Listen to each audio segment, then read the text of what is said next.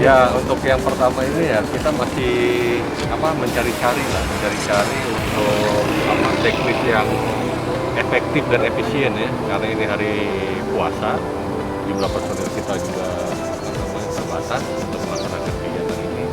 Jadi kami masih melihat situasi dan masih meramu untuk teknis yang paling efektif dan efisien.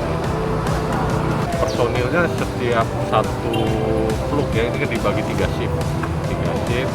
Mereka melaksanakan tugas 12 jam satu hari ya, 12 jam.